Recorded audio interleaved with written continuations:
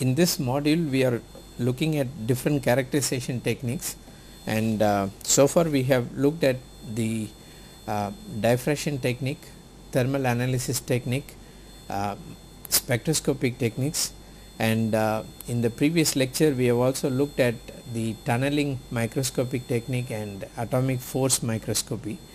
But the most important and inevitable characterization tool for all branch of science is microscopy, especially with reference to scanning electron and transmission electron microscopy. This particular microscopic tool is used by a range of researchers.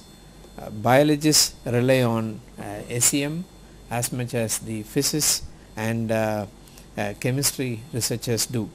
The main reason is this is one of the most commonly available instrument, and also it is fairly simple for anyone to access, and the requirements for studying the materials using SEM and TM is comparatively much more simpler than the sample preparation requirements needed for STM and AFM techniques. Therefore, this is one microscopic tool which is very popular, and I am going to just run through some of the examples or principles behind using SEM microscopy, and then drive home some point as to how carefully we need to look at this microscopy, or what are the informations that we can get out of it. And I will also show some of the recent results which can give idea about the importance of this SEM and TM tool in materials characterization. As you see here in the first slide, we can use it for a range of materials, and the picture that you see in the middle of this cartoon are the pollen that is present in air, and they are mostly micron range, and one can get an idea about the pollen that is present in air and how much they contribute even to pollution. So this gives an idea about the range of particles suspended in air which are of micron size, and also you would see some of the other images mingled with this, those which are appearing as yellow particles or golden particles are indeed gold particles. The color is actually camouflage, just to drive home the point. So we can study a range of material, one which are synthesized in laboratory scale or in nanoscale, and those which are already existing in nature. So a range of materials can be studied using SEM and TM microscopic techniques. Now what is the fundamental issue that is involved in studying this SEM TM characterization tools is the impact or the interaction of electron beam with matter, how they interact, and what is the secondary effect or what really comes out that determines whether it is a TEM microscopy or SEM microscopy. Therefore, incident electron beam, actually the way it interacts determines the nature of study that we are going to have.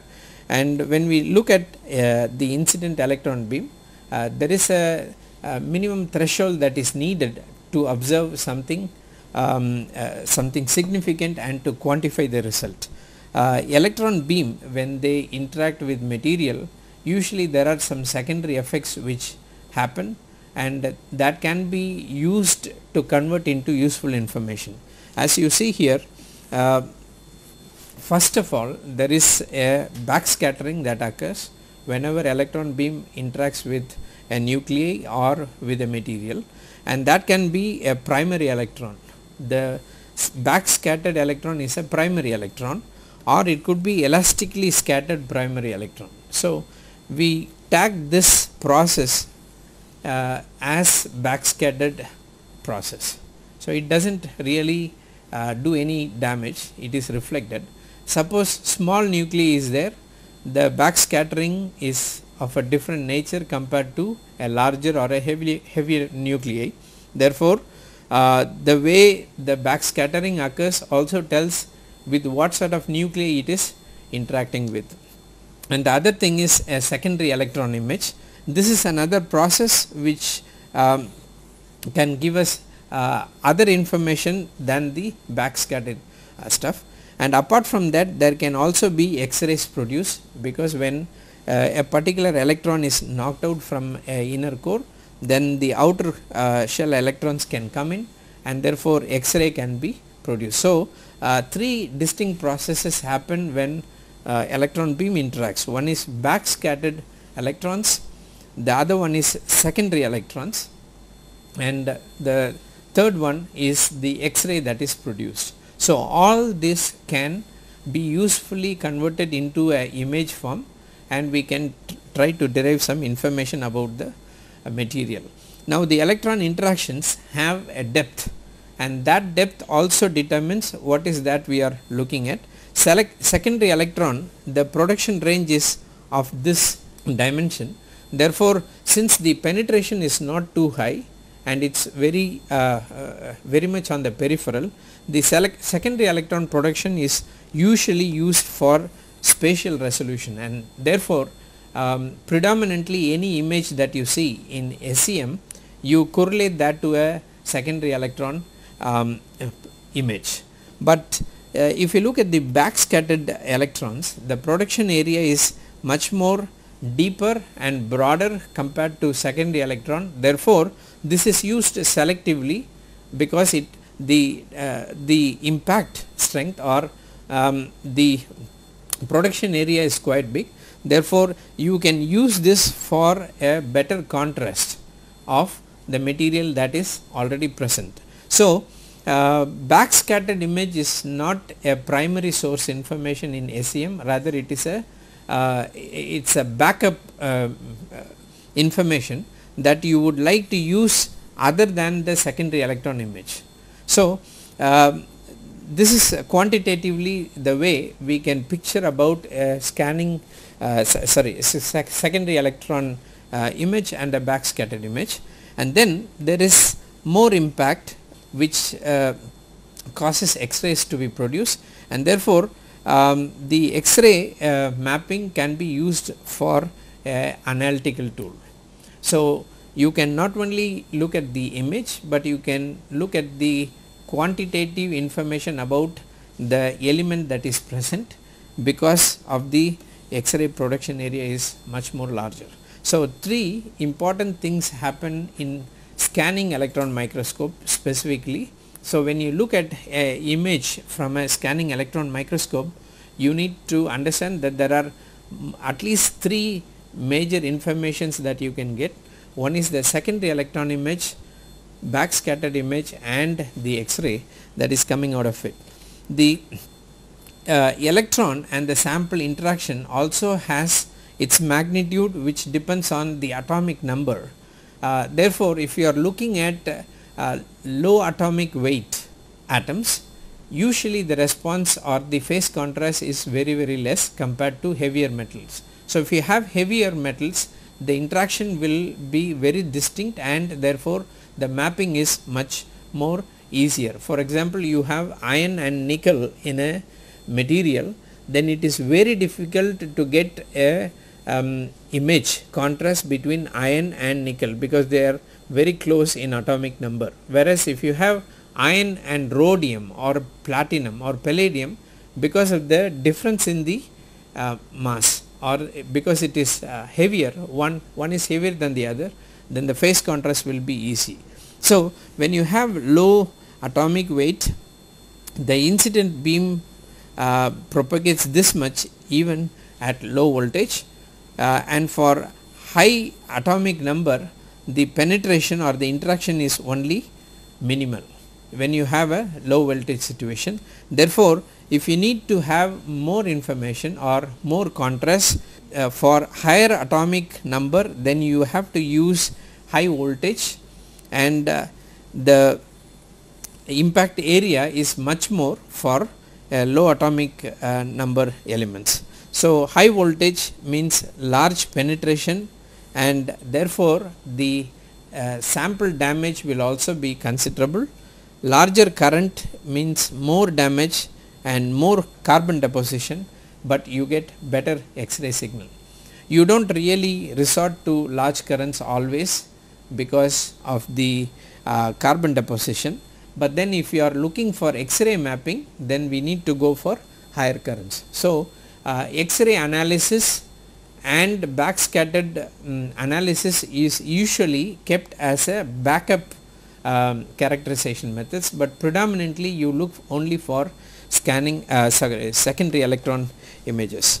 Now, this is the SEM anatomy of a microscope, where you have a complicated lens arrangement which really brings in to focus the electron beam that you are shining on the sample.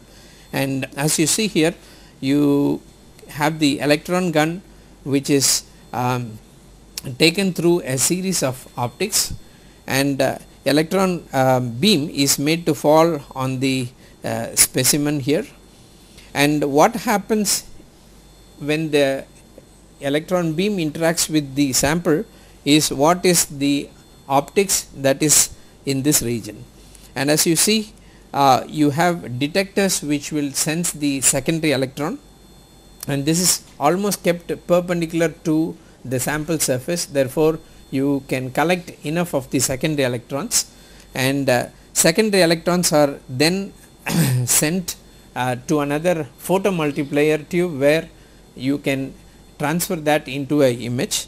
And we also have backscattering, which is collected closer to this region. We will see that in the next slide. So, what you see here is more of the collection area, whether it is a backscattered electron or a secondary electron that is actually mapped. And in this sample specimen chamber, you also have another important addition which is called a fluorescent screen in case if you are using a TEM microscope. So, the design is more or less the same between a SEM microscope and a TEM microscope, but the sample position and how you image will differ. Otherwise, the principle by and large remains the same. This cartoon tells us the process that we are referring to. One is the secondary electron image, which is almost kept perpendicular to the sample orientation. Therefore, you get enough of the secondary electrons falling into the detector.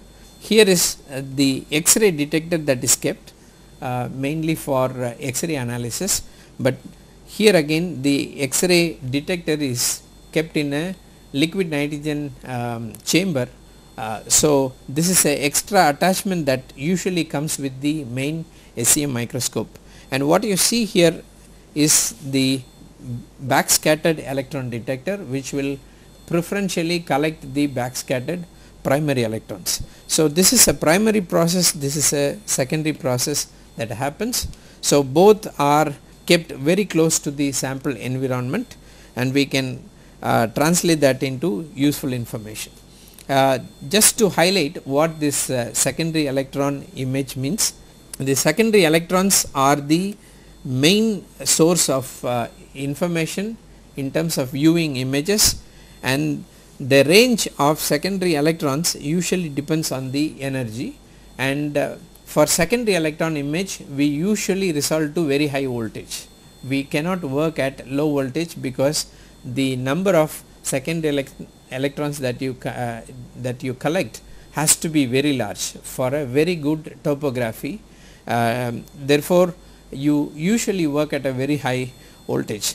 The accelerated secondary electrons are sufficiently energetic to cause the scintillator to emit flashes, and that is exactly the collector, and this phenomena is actually known as cathodoluminescence, and this cathodoluminescence is now picked up by a photomultiplier tube because that would harvest all these signals in a very sensitive way, and this is actually now converted into a two-dimensional intensity distribution, which finally comes to a digital image. So, the secondary electron image is actually transferred in the form of a cathodoluminescence by a photomultiplier tube, and then it is transferred to a analog video display, and then there is an analog to digital conversion, then you get a digital display. So, this is quite an involved process, but it all happens. So, therefore, if you need more of the secondary electrons to come, then you need to make sure that the sample preparation has to be proper, and therefore, the surface of the sample is preferably a flat surface. If it is a 3-dimensional one, then the range of or the orientation of the secondary electrons will be on different directions. Therefore, you get more useful and sharper images or contrast when you deal with a flat surface. That is why sample preparations have to be rather very intricate for secondary electron images. Now, compared to secondary electron image, which I said, the backscatter process is another complementary information. Backscattered electrons consist of high energy electrons. These are the ones which are reflected or backscattered out of the specimen, and this is mostly the primary electron which is backscattered, and this is scattered out of the specimen interaction volume by elastic scattering interactions with the specimen atoms. Since heavy elements are backscattered more strongly than lighter elements, thus they appear brighter in image, and therefore backscattered image is used as a contrasting technique.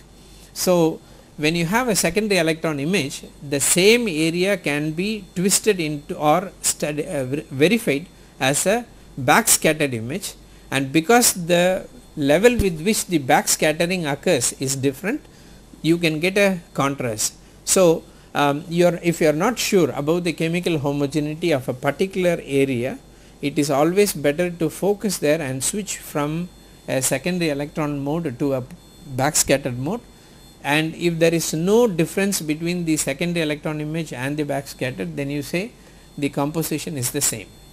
But if you see two different contrasts, then you say that the chemical homogeneity differs in that particular region. So, this is therefore a very crucial mapping between chemical homogeneity in samples by choosing a secondary electron image or a backscattered image.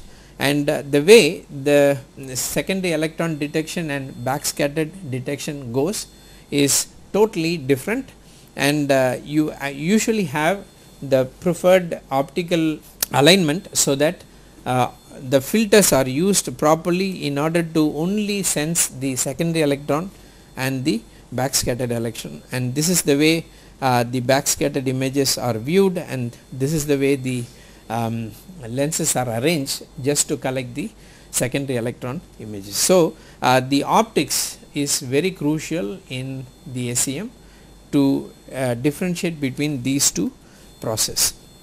This is one of the very old technique, very old instrument that has been used.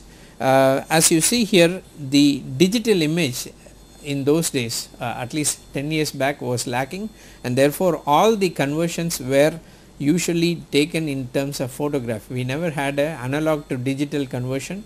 Therefore, when you have those images, usually those are taken as a photograph, and then we develop those images. But nowadays we have everything digitalized, therefore we have much sharper images can be recorded, and this is one of the old instrument that you would see in any institutions. This is a new generation SEM instrument, where you see a picture of how the sample chamber looks like. In fact, we can actually mount, or we can even bring down the electron gun much closer to the sample. We can try to position the right sample. Everything is now arranged with a camera that is fitted right inside the sample chamber. So, lot of improvements have come with the new generation instrument. Typically this is a field emission SEM, and I will come to this later and say why field emission SEM is much more preferred these days than ordinary SEM. Because of the advances in electronics, now we have more refined picture of this SEM microscope. Just to touch on the minimum protocol that is needed in terms of sample preparation, I have just put some cartoons here to just take you through the course that you need to do in order to get a SEM image. First of all, take any sample that you want on a stub, mount it here on the stub, and then this is actually gold coated. Any conducting sample you do not need to gold coat, but if you are going to use a non-conducting sample, usually it needs a gold coating, because any material that is interacting with the sample has to have a conducting area, otherwise there will be charging of the sample. You cannot see the image, you cannot see the conversion of this into a useful image pattern. Therefore, a very thin layer of the order of 1 to 2 micron thick gold coating is usually preferred on any non-conducting surface. For metallic samples we usually do not do that in any form, it can conduct. So, once you have done the gold coating, now this is ready to be mounted here in a sample stage, and once the instrument is ready, we can actually get useful pictures. So, this is a simple protocol for recording SEM images. Now, I will just take you through a course of pictures, because it is very interesting to see a variety of samples through SEM, not just for analysis or for understanding, but it is also very very enlightening to see some of the stuff which is hidden to our naked eye comes to prominence when you put it in a microscope. So, I will just take you through some examples of SEM pictures and tell you what are the range of material that you can scan and what informations that you can look for. So, to start with, I will show some examples of secondary electron images. What you see here is in black and white, but you can actually do a color mapping also to show the platelets present in our human body, and these are the platelets that one can see which is present in our serum. And on the right side what you see is platinum coated snowflakes. Snowflakes have very preferred geometry. As you can see here, the symmetry of these flakes which is actually coated with the platinum, then you can actually retain that or you can stabilize that, otherwise the interaction with the electron beam, the snowflakes will melt. Therefore, these are platinum coated snowflakes which are frozen, and they show very clear symmetry patterns. Here is another cartoon which gives us idea about the range of gold particles that have been studied. What you see here on the left side, this cartoon is a bundle of gold wires that has been prepared using chemical route, and what you see here is another view graph of a secondary electron image of gold particles prepared by another solution route. We see here in this cartoon is a range of gold particles with different size, and with different size the symmetry of this gold particles also differ, and these are the gold particles that you can see from different extracts. You can see tripodal, decahedral or irregular shaped ones, and what you see here is triangular shaped gold particles, and with each of this size and shape the plasmon effect also changes, and this is the cartoon which tells that with the size how the plasmon emission of gold particle changes. As you would know, gold is not photoluminescent, but they show surface Plasmon effect, and typically gold particles of 1 to 2 nanometer, they do not show the actual bulk color which is gold color. They are actually purplish, and therefore, if you look at the size range and the Plasmon effect, with each size the Plasmon energy, surface Plasmon energy also changes. So, the gold sphere has a surface Plasmon energy confined in this dimension. Then you can also have hollow spheres of gold or triangular gold particles.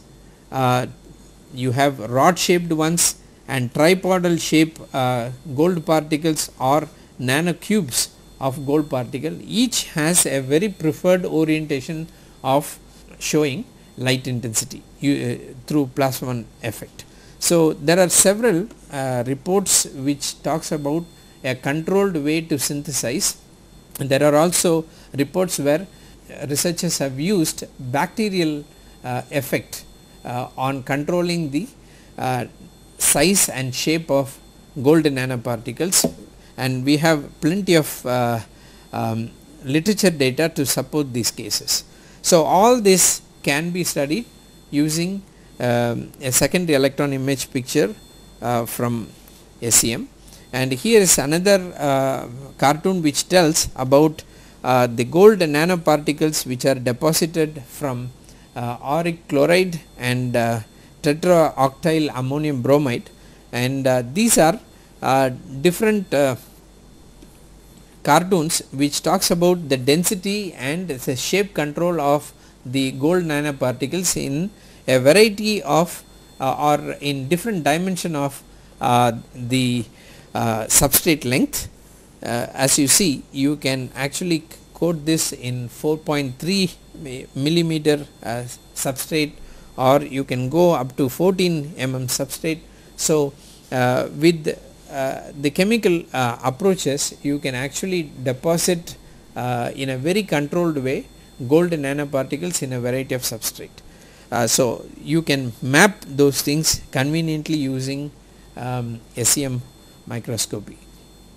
In these two view graphs, you can study how zinc oxide can be prepared, and these are zinc oxide bundle of nanowires as you see here, and these are irregularly oriented in a random way, like a bunch of nanowires you can prepare, whereas in the cartoon that you see here you have oriented zinc oxide bundles, and the insert shows how you can map that. These are electrochemically grown zinc oxide wires with a specified orientation, and this also you can laterally see through a SEM micrograph, and these two micrographs talk about carbon nanotube, and here is a carbon nanotube in a random orientation, and here you can see carbon nanowires can be grown in a specific way. And just to complement our understanding, you can also see through the TM images. These are TM images of these carbon wires or fibers, where you can see preferred deposition of cobalt atoms inside carbon nanotubes. This is for cobalt atoms, and here we can also incorporate silica in carbon nanotubes.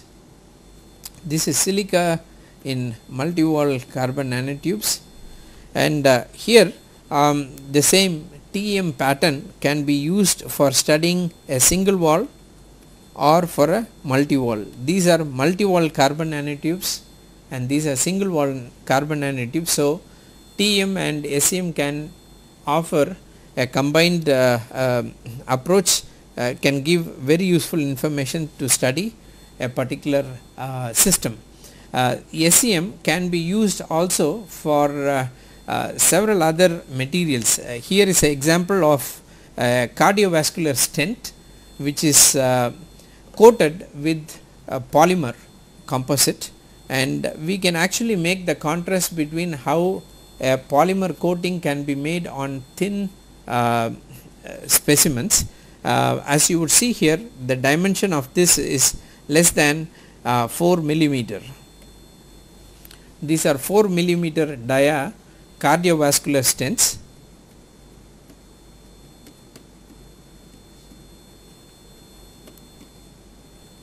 And this is the expanded stent. Once you put it in the artery, you can expand this, and these are uncoated stents.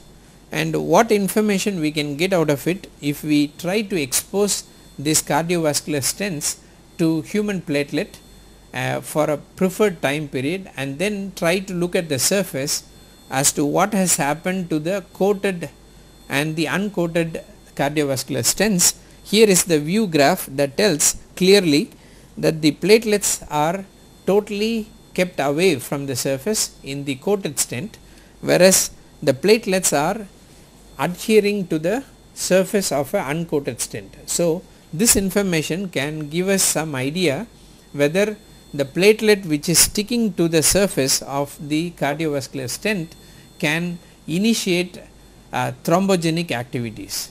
In the case of the cardiovascular stent which is coated with polymer, you do not see any platelet adhesion, which means the thrombogenic activity will be very minimum. In other words, it is anti-thrombogenic. So, such useful informations you can get out of it. Here is another view graph of the same what I had shown here. If you take a close look at the surface of these coated stent, you see almost practically you do not see any platelet there, whereas the whole surface is plagued with platelet adhesion in a uncoated surface. Suppose the platelet adhered surface is there, then it is possible to see the influence of another coating of the polymer composite, and here is another view graph which tells how SEM can go hand in hand with your deposition process. And if you take this platelet adhered surface and then you try to coat the polymer once again, this whole surface now gets transformed almost as a unadhered surface. So, this shows the influence that you can map even a very thin coating of the polymer on the surface of the stent. So, SEM can be used for such intricate analysis. Here is another range of material which gives us idea about the influence of the particle morphology, especially with addition of ruthenium. This is a well known battery material which is called lithium manganate. It is a layered material. Suppose you prepare this using solid state method at 800 degrees C, the particles usually show this sort of morphology, and if you further heat this sample, then you can see they are coalescing together into larger particles. And if you try to substitute ruthenium into this LiMn2O4, and if you look at the morphology, just with little amount of ruthenium you can see the whole morphology of this particle changes. What does that has to do with this? Because these battery materials have to be compacted loosely but in a battery, and the particle morphology therefore becomes very important. And you can see from irregular or rocky type of material you can bring down the particles considerably even with little amount of ruthenium doping, and you can see a very mono-sized uniform grain growth of these materials when you go from 950 to 1050 degrees C. So, you can get some understanding about the particle morphology not only with respect to temperature but also with respect to the elemental composition. So, it gives you an indirect clue that ruthenium is actually playing a role on the particle morphology. So, it is very useful even for preparing for devices to have a closer check using SEM micrographs.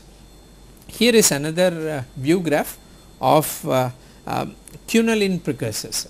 If you take gallium Q3 or indium Q3 or aluminum Q3, you can see that the morphology of this aluminum, gallium and indium are more spherical in nature when they are formed as a precursor complexes, whereas if you take aluminum 0.5, indium 0.2, gallium 0.3 Q3, if this is the composition, which we can refer it as AIG Q3 complex, then the morphology of this solid solution changes entirely from the respective morphology pattern. So, this also gives us some idea about whether the solid solution is indeed forming or not.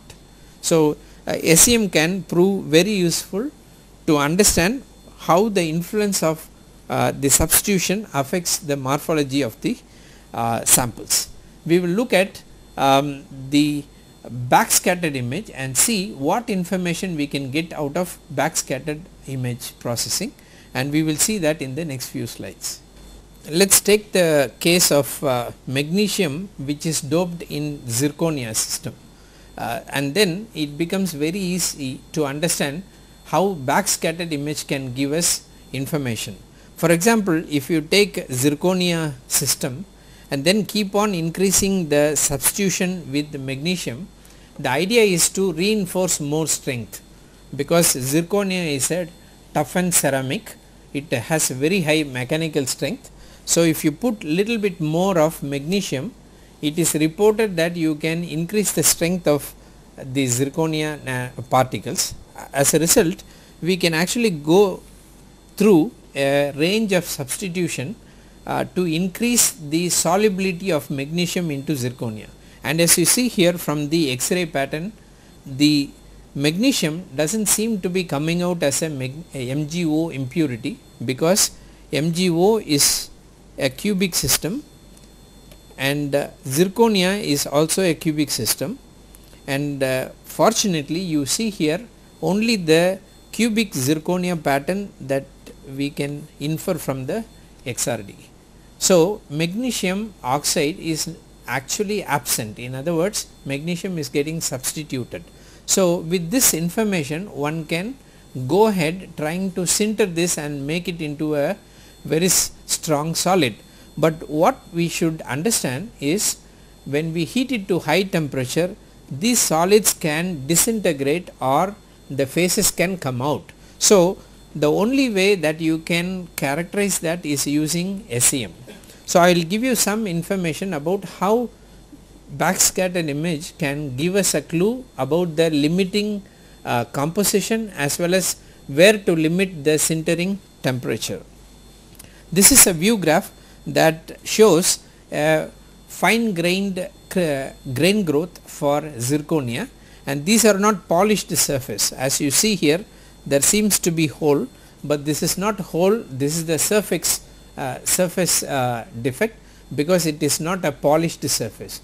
But once you polish, you would actually see almost this sort of small pittings are not there, which means even at 1100 degrees C, these nanoparticles of magnesia doped zirconia can be sintered almost to 99% theoretical density. But if you keep on increasing the annealing temperature, say from 900 to 1000 to 1400, if you keep going, the more you go, the more you sinter it into a 100% theoretical density compacts. Therefore, you usually prefer a very high temperature. So, having seen that there is a very clear grain growth, and you also do not see much of a phase contrast in this grain boundary, because this can be detrimental for toughening mechanism. Meaning, if there is any phase segregation, usually the tendency for that secondary phase is to be present in this grain boundary. So, this particular image shows that there is no phase segregation.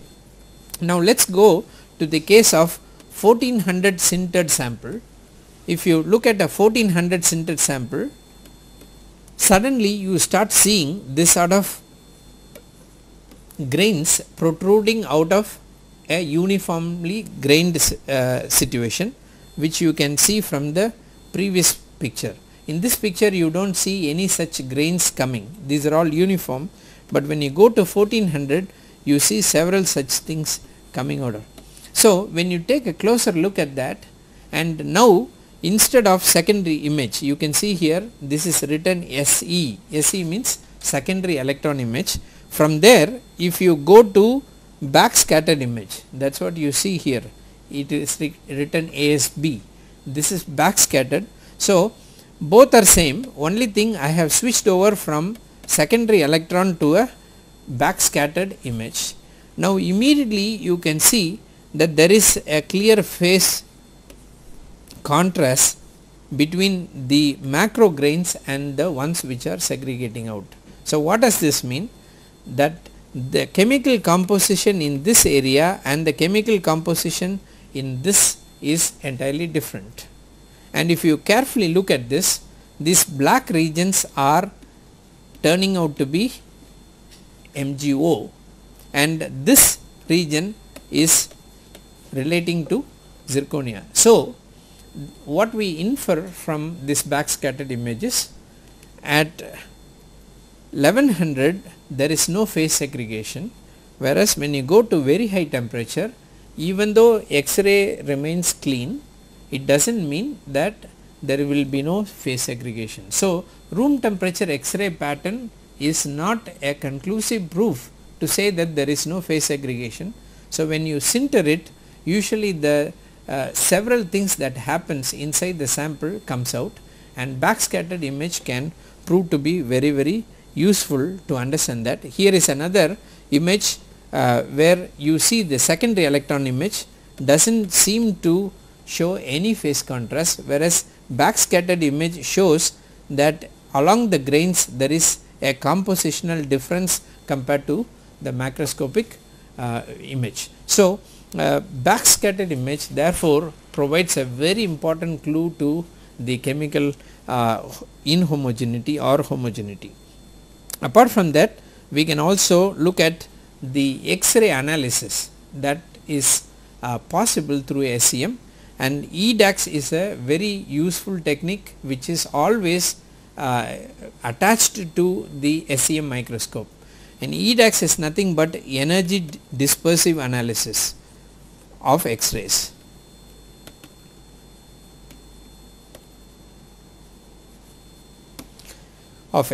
So whatever X-ray that is coming out can be used to quantitatively measure the amount of that particular element that is present, which is also present in the same area, and this is the way the X-rays come out.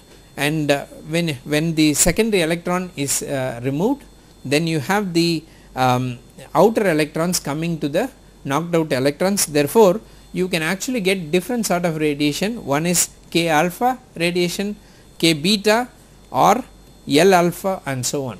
If you are looking for very higher elements, usually you get M alpha or L alpha radiation, but for smaller atomic numbers you usually look for K alpha or K beta radiation. If you are looking for lanthanides, you usually go for L or M. So in a typical energy dispersive analysis, you can find out that this sort of peaks do come. You can also get contrast for oxygen, but usually in EDAX we do not rely on anything less than oxygen. Atomic number below 13 we do not really take that very seriously, although they can still give contrast, and especially from beryllium boron downwards we do not even do that. Therefore we do not quantify any hydrogen that is present in the sample. Hydrogen or helium or lithium, we do not really consider that as a useful technique to quantify those presence of those elements. So when we go for higher atomic numbers, then the contrast is more, and for example you can see typical iron K alpha, K beta reflections do come here, and we have magnesium iron K alpha. So each of these binding energies are given here, and that the area under the curve gives the quantification of how much of that is present. But this is usually a semi qualitative image, because there are also surface impurities which can distort the elemental composition. One of the reason is that you do not have a very sensitive detector, but thanks to the advancement in electronics today, that we have a detector which is much more sharper to pick up these signals in the form of silicon drift detector. It is called STD, which is nowadays coming in later versions of SEM. Therefore, energy dispersive analysis can now be treated as a more quantitative measure, but usually it is used as a qualitative way to figure out whether something is there. For example, if I have gold coated a sample, then the sample, if you analyze the X-ray, it will also show gold pattern. So, it is so sensitive even to very small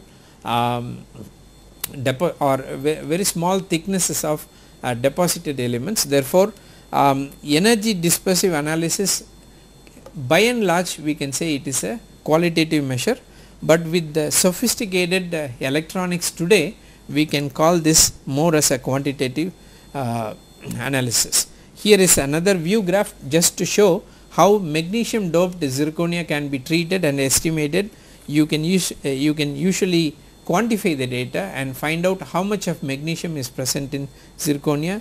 This is a reflection for ZR and this is reflection for Mg. So, this can prove useful. FESEM is another technique which is much more refined compared to normal SEM, where a field emission cathode is actually replaced for a electron gun, and because this provides a narrower probing beams at low as well as high electron energy, you can actually get a more improved spatial resolution, and the charging is very less and damage to the sample is very less. So, field emission microscopes are much more convenient and it is used nowadays compared to traditional SEM. One of the main reason is that you get a narrower electron beam, and it improves the spatial resolution, and this is a FESEM that is available today's market. Therefore, we can see some of the advantages why field emission SEM can be used. It gives a clearer image spatial resolution, and therefore we can go down to even 2 nanometers, which otherwise was not possible using SEM. Conventional SEM you can map only up to say 50 to 100 nanometer thick particles, but we cannot go down on the phase contrast. But nowadays with the field emission SEM, it is much more sharper by 3 to 6 times. Smaller area contamination spots can be examined using field emission. Therefore, even if the surface is not really flat, it is possible for you to go down to a 3-dimensional sample, and we can collect the X-rays also more easily in such samples. And reduced penetration of low kinetic energy electron probes closer to immediate material surface. As a result, we can go in for even materials which will demand very low voltage. For the inorganic samples, usually you look for very high voltages. So, we can actually play around with the voltage say from 0.5 to 30 kilovolts. As a result, even biological samples can be easily probed with much contrast, because your accelerating voltage can be brought down significantly. As you see here, it is impossible to operate SEM at 0.5 kilovolt, but because we can play around even with the vacuum, then it is possible to operate the SEM even at voltage which is less than even 1 kilovolt. As a result, we can go for a range of samples now. Conventional SEM, it is not possible to study any biological samples, because the moment you focus the electron beam, it will immediately rupture the sample. But today's the field emission SEM is giving a very different landscape for studying materials. Another technique which has emerged but not very popular, but physicists really rely on, is something called SEM STM. Suppose I want to do a scanning tunneling microscopy on a particular area, it is impossible to take the STM tip to that particular area. Therefore, if you have a combined technique of SEM and STM, you can first probe the macroscopic view from a SEM, and once you have spotted a particular region, you can take your STM tip there. So, this is called SEM STM combine, which is not very popular because of the sophistication. It requires very ultra high vacuum atmosphere, and as you can see here, this is a SEM image where you can bring the STM tip to that particular desired region, and you can get a STM image of that. This is for gold overlayers. So, it proves very useful for you to bring down your focus to a particular point, but just left alone to STM, it is very difficult for you to take to the right locations. This is the view graph that shows how a SEM image can help you to take the STM tip to a preferred location, and this is another image of a STM tip going to a preferred place. And not only that, there are several companies which are bringing a hybrid instrument, and here is a 4 probe station which combines SEM, STM and XPS also all in one mode. So, you can go for a in situ characterization using different techniques, and this is the same view graph of this instrument, where you have your SEM, STM, and then you have the surface probe spectroscopic tool. TEM microscopy is another complementary one.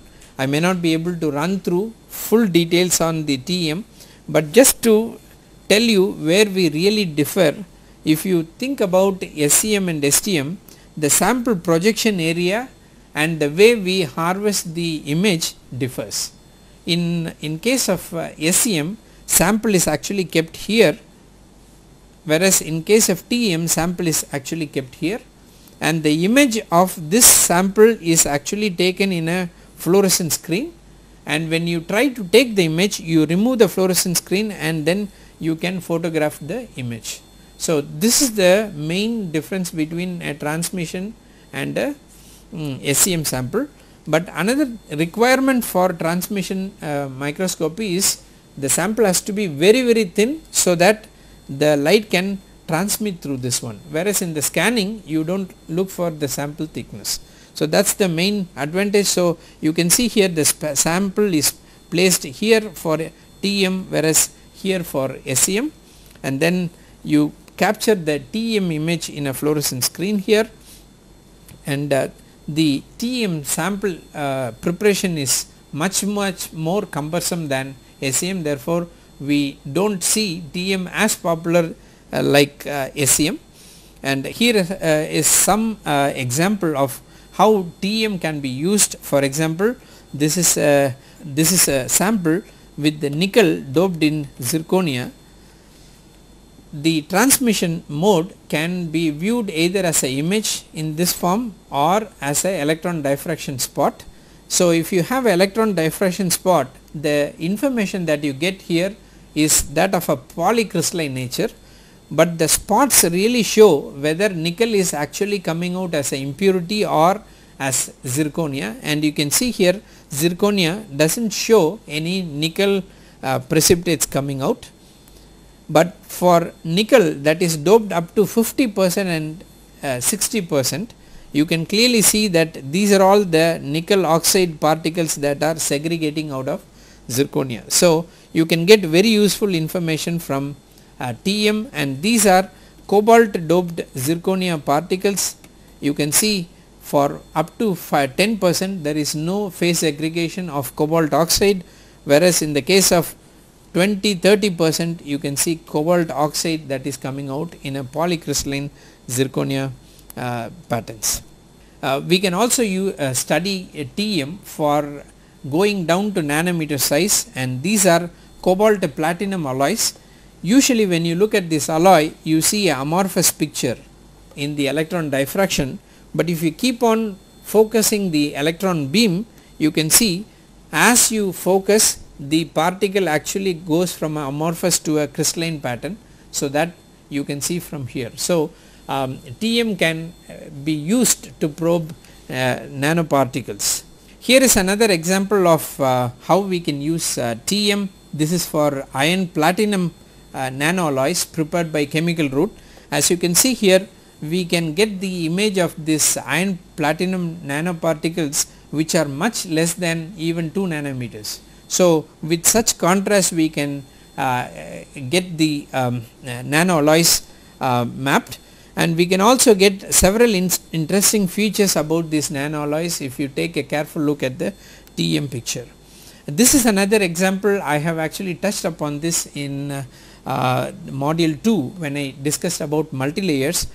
TEM microscopy can be used even to look at the interface between multilayers that you grow using thin films, and here is a YSZ that is yttria stabilized zirconia, which is a substrate, and on this substrate if you try to dope cerium doped lutetium oxide, you can find out how epitaxially this film can grow on a zirconia substrate. This is the zirconia substrate diffraction pattern, and once you look at the interface where exactly the film is growing, immediately you see the pattern is changing. But once you go to higher thicknesses and look at it, this is exactly the TEM pattern of lutetium oxide alone, and this is the interface, and this is the zirconia bulk substrate. So you can clearly see whether a epitaxial growth is following or not. Another thing you can see that the diffraction spot distances between these 3 spots is equal to the distance between these two. In fact, the lattice constant of this is actually half of the lattice constant of yttria stabilized zirconia. So by mapping this we can find out whether we can epitaxially grow highly oriented films. So TEM can become very useful again in mapping the interface region, whether you can make a epitaxially grown film. We can use manganite samples grown on lanthanum aluminate using pulse laser deposition and find out whether oriented films can be grown. Also TEM can be used for mapping whether any atomic level defects are there which can be mapped. And another useful information that we can get nowadays is using focus ion beam. Focus ion beam is almost similar to SEM. Even if you look at today's images of the instrument, they look by and large the same, and what you essentially do here is instead of using a electron gun, you are using gallium ions, and the gallium ions can be used in the same way to map the topography of your sample. Not only that, the gallium ions can be used for making any impressions on your surface. So that is why it is called as focused ion beam, because you are using a gallium beam instead of an electron gun to study the surface. And this is a example of how focus ion beam can be used in the place of SEM, not only for mapping the topography, but you can also preferentially do cutting. This is possible, and we can use a combine of FIB and SEM to probe a particular place to prepare sample for TEM. Therefore it has become a very useful complementary tool other than SEM. and FIB can be used not only for mapping but also for writing something or for etching, both can be done. And in this is a important view graph to say how on silicon we can try to do etching. So, if you take xenon fluoride, then it will react with silicon and it will knock out silicon fluoride, and then you can actually etch those patterns. So, gallium assisted etching can be made using FIB. We can make writings of this order, and this is the contour of your FIB which involves gallium ion, and this is the FIB column. Suppose you are going to study the image, then this is the orientation that you do, and suppose you are going to cut it, you tilt the sample orientation, and essentially this is a new form of imaging technique that is coming, but the cost of the FIB is now 3 times more than the traditional SEM. Therefore, this is proving out to be a very useful technique. As you see here, this is not a virus image. You can actually use FIB to not only map but also to construct several structures, because you can do deposition, you can do cutting, and you can do imaging all in one, and therefore we have a new generation microscopy tool that is coming, which is FIB, that is focus ion beam. So, we have seen in this lecture different examples where a combined technique of SEM, TEM and FIB can give you a very comprehensive analysis of the material that you are preparing. So, all these are useful for imaging your materials that you synthesize using a variety of techniques.